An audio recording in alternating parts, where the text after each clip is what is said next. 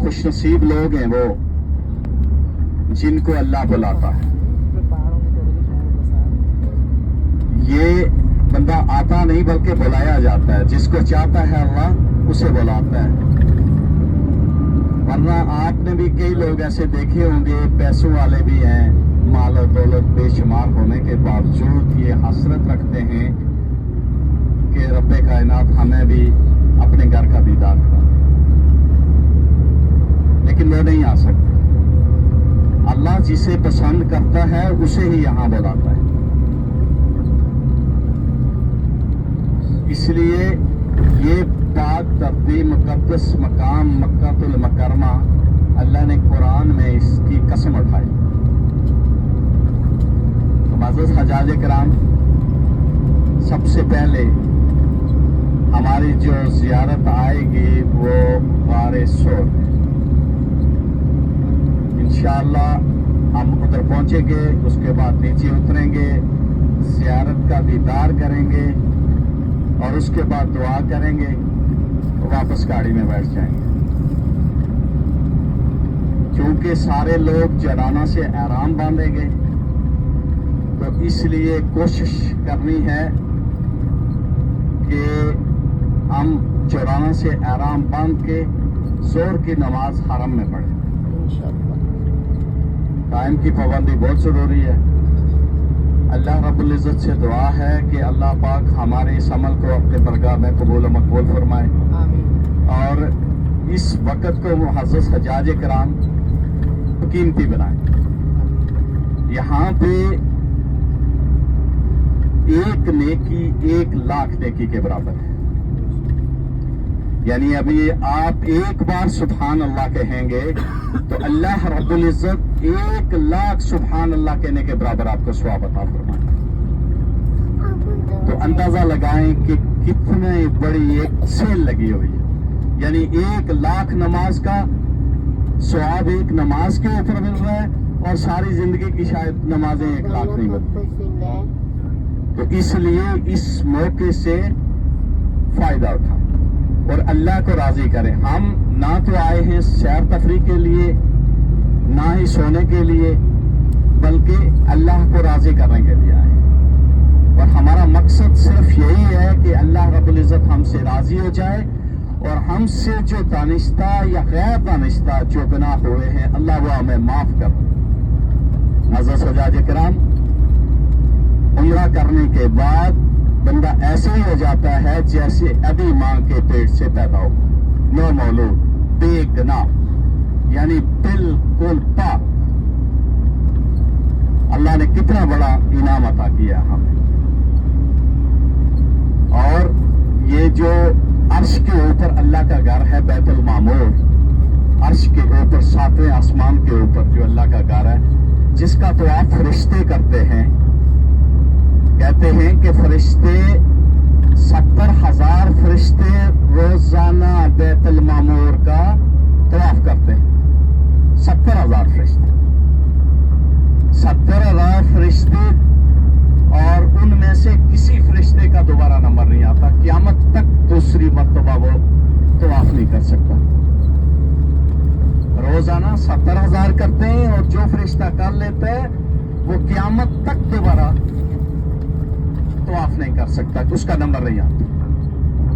تو اللہ رب العزت کا ہمارے اوپر کتنا آسان ہے, جتنا مرضی طواف کر لیں. تو اس لیے کوشش کریں کہ یہاں پہ یعنی جو حجاج کرام عمرے کے لیے آئے ہیں, کوشش کریں کہ ایک دفعہ قرآن مکمل کریں, یہاں پڑھیں.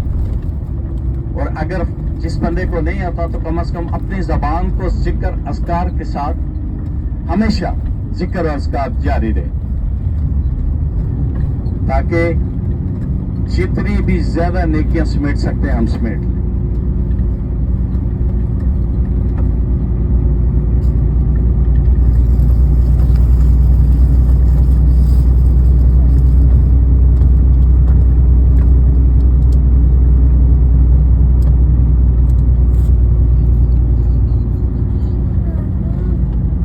حجاج کرام, یہ جو واقعہ غار سور کا ہے,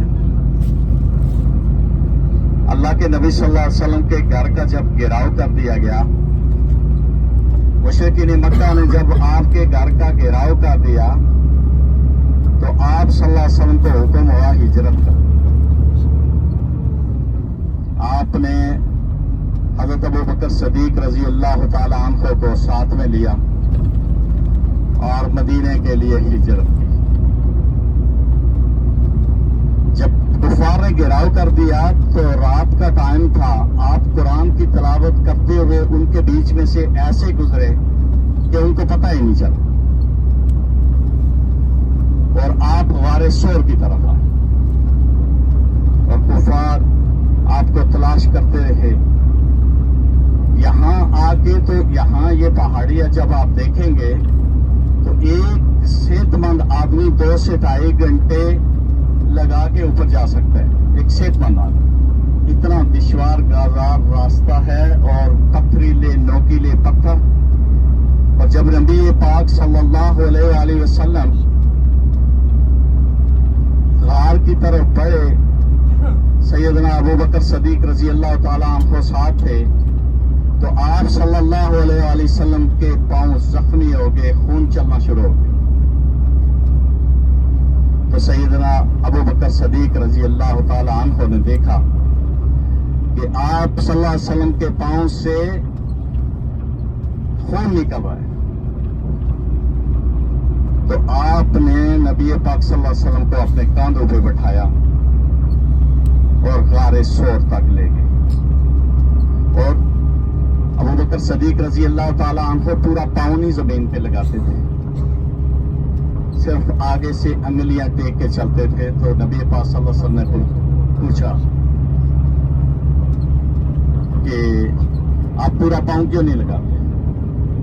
تو آپ رضی اللہ تعالیٰ عنہ نے فرمایا کہ کفار ہمارا پیچھا کر رہے ہیں، کہیں ہمارے پاؤں کا نشان دیکھ کے ہم تک پہنچ نہ جائے۔ وہاں پہ جس وقت پہنچے غار کے اندر، تو آپ نے علماء کرام سے سنا ہوگا کہ غار کے اندر ایک سانپ کا واقعہ بھی آپ نے سنا ہوگا۔ وہاں پہ ابو بکر صدیق رضی اللہ تعالی عنہ نے اپنا امامہ پھاڑ کے جتنے غار کے اندر سوراخ تھے وہ بند کیے، اور اس کے بعد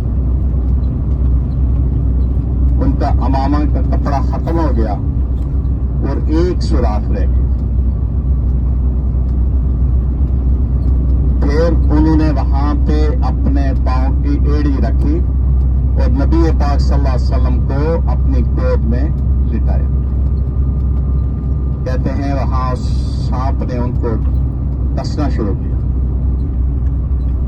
وہ بار بار ان کو ڈستا، اور تکلیف کی وجہ سے وہ جب ان کے آنسو نکلے تو نبی پاک صلی اللہ علیہ وسلم کے اوپر پڑے، تو اللہ کے نبی صلی اللہ علیہ وسلم نے فرمایا کہ ابو بکر صدیق رضی اللہ تعالیٰ عنہ، یعنی آپ کو کیا ہوا ہے؟ کیا آپ مکے سے جانے کا، ہجرت کا غم ہے، اہل و عیال کا ہے، یا کیا مسئلہ ہے؟